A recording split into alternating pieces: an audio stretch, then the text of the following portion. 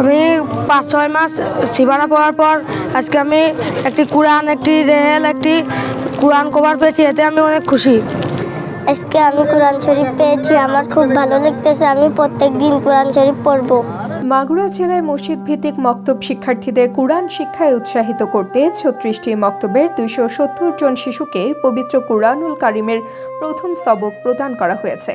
এ সময় শিক্ষার্থীদের মাঝে কুরআন শরীফ, রেহেল সহ বিভিন্ন উপহার সামগ্রী বিতরণ করা হয়।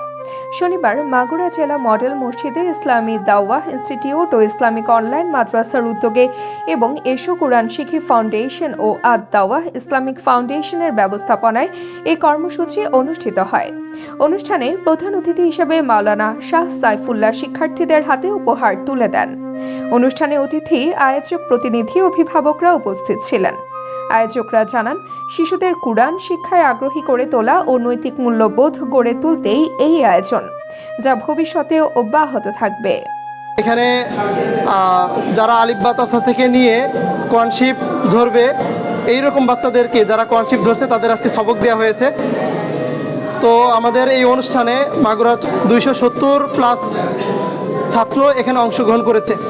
আমাদের এই অনুষ্ঠানের উদ্দেশ্য হলো যে আজ আমাদের সমাজের ভিত্তি, পরিবারের ভিত্তি হলো এই মক্তব শিক্ষা, যেখান থেকে বাচ্চারা ছোটোবেলা থেকেই নৈতিক শিক্ষাই গড়ে ওঠে।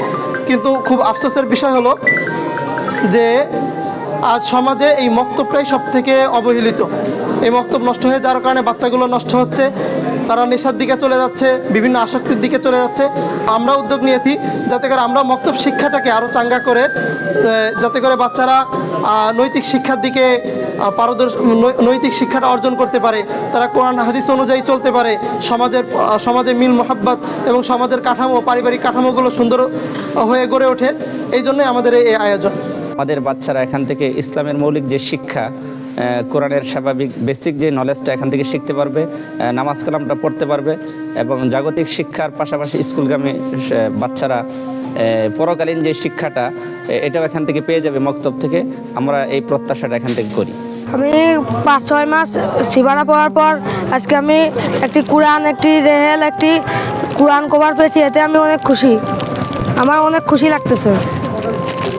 জি, আমি প্রতিদিন সকালবেলা কোরআন শরীফ পড়ি। আজকে আমি কোরআন শরীফ পেয়েছি, আমার খুব ভালো লাগতেছে। আমি প্রত্যেকদিন কোরআন শরীফ পড়ব। আসসালামু আলাইকুম, আমি ইসমাম হক রাজিন, এসেছি খুলনা থেকে। এখানে এসে আলহামদুলিল্লাহ অনেক ভালো লাগলো। 270 জন ছেলে মেয়েরা কোরআন ধরলো, এটা অনেক বড় একটা আলহামদুলিল্লাহ মাগুরার জন্য মাইল ফলক। আর মক্তব বিষয়ে যদি বলতে চাই কিছু কথা, তাহলে বলা যায় যে আমাদের বাংলাদেশের পরিপ্রেক্ষিতে যেহেতু আমরা অধিকাংশ মুসলিম জনগোষ্ঠী, সেই জায়গা থেকে আমাদের মক্তবের গুরুত্ব অনেক বেশি।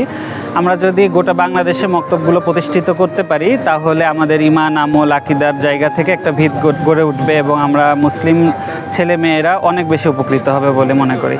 তো আল্লাহ চাইলে ইনশাল্লাহ এটা হয়ে যাক, আমরা সেই আশাবাদ ব্যক্ত করি। তাবাসসুম হকানিকা, দৈনিক আজকের বাংলা। দৈনিক আজকের বাংলা .net